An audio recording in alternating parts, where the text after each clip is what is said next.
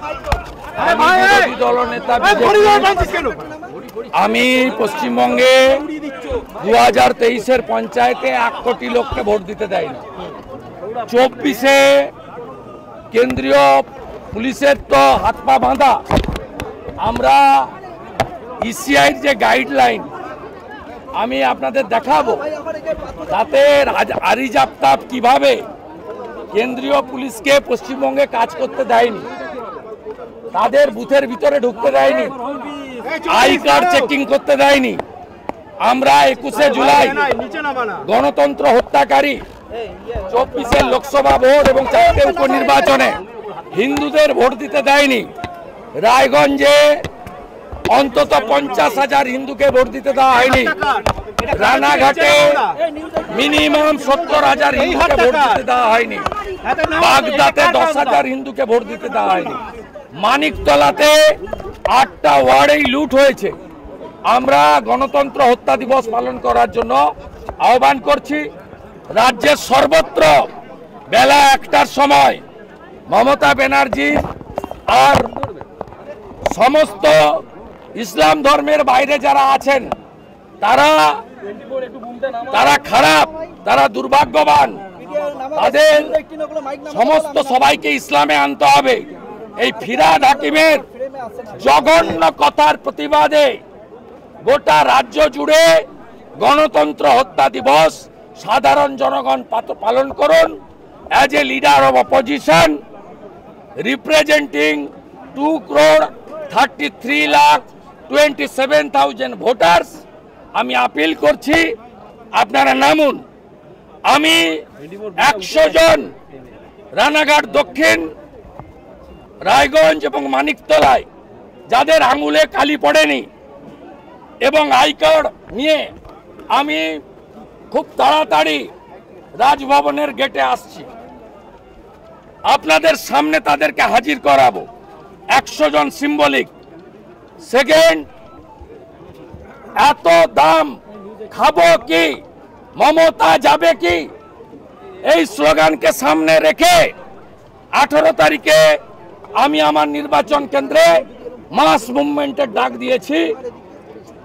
আলু এবং রাজ্যে উৎপাদন হওয়া সমস্ত জিনিসের আকাশ ছোঁয়া মূল্য বৃদ্ধি, ইলেকট্রিকের ট্যারিফ 3 গুণ বাড়ানো, জমি কেনা বেচার 2% সেস বাড়ানো, এই সরকার পেট্রোল ডিজেল 1 টাকা করে দাম বাড়িয়েছে লিটারে।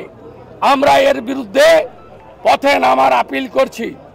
আগামী 19 তারিখ থেকে এই উপনির্বাচনে যারা ভোট দিতে পারেননি, যারা আক্রান্ত হয়েছেন, তাদের বাড়ি বাড়ি বিরোধী দলনেতা এবং বিজেপির এমএলএরা তাদের বাড়ি বাড়ি পরিদর্শন করবে। 21 তারিখ গণতন্ত্র হত্যা দিবস হবে। 22 তারিখে সিএসসি ঘেরাও করব। আমি কলকাতার সব গ্রাহকদেরকে আমার সাথে থাকার জন্য আবেদন করব বেলা 2টোর সময়।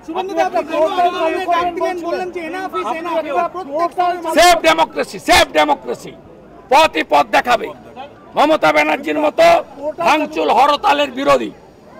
ভাঙচুর হরতাল হবে না, বন্ধ এবং হরতাল ভাঙচুর নয়, কিন্তু রাস্তায় নেমে প্রতিবাদ হবে।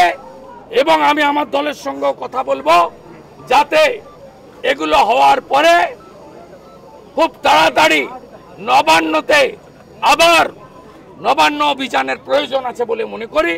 17 তারিখে দলের মিটিংয়ে আমি এটা দলের কাছে প্রস্তাব দেব।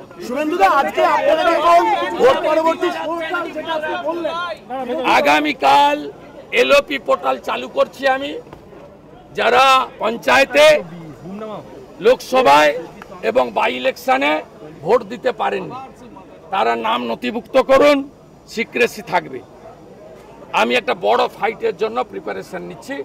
যেভাবে নন্দীগ্রামে বিউপিসি করেছিলাম, মাস মুভমেন্ট, আমি ভোট যারা দিতে পারেননি তাদেরকে নিয়ে BJP nominated leader of opposition, যার দায়িত্ব এই রাজ্যের সমস্ত অত্যাচারিত মানুষের পাশে দাঁড়ানো, আমি সে কাজটা শুরু করছি। আগামীকালই আমি পোর্টাল আমার সোশ্যাল মিডিয়া হ্যান্ডেলে দিয়ে দেব। শুভেন্দুদা, আজকে আপনারা ভোট পরবর্তী সন্ত্রাসে যারা আক্রান্ত তাদের নিয়ে সভা করলেন, সেই জায়গা থেকে যারা আজকে দিনাটা 2 নম্বর তৃণমূল কংগ্রেসের ব্লক সভাপতি বলছেন যারা লক্ষ্মীর ভান্ডারের টাকা নিয়ে বিজেপিকে ভোট দিয়েছে সেরকম কিছু নাম কেটে বাদ দিয়ে দিতে হবে তালিকা থেকে, শুনেন কি? কেটে বাদ দেন, আমরাও বুঝে নেব। 2000 বিঘা জমিতে চাষ করতে দেয়নি মাথাভাঙা এবং সিতাইতে, ফুলবাড়ি অঞ্চল একটা লোকের চাষ হয়নি, ট্রাক্টর আটকে দিয়েছে কোচবিহারে। আমরা দাঁড়িয়ে থেকে চাষ করাবো, বাইরে থেকে ট্রাক্টর পাঠানোর ব্যবস্থা নিচ্ছিলাম। আমরা চাই না রাষ্ট্রপতি শাসন, মমতা ব্যানার্জি এখানে বসে থাকুক, নবান্নতে বসে থাকুক, ওর টাকা নেই। আমরা চাই মণিপুরের মতো ডিস্টার্ব এরিয়া এক পশ্চিমবঙ্গে দিয়ে গুন্ডাদের পেন দিয়ে সোজা করুক প্যারামিলিটারি।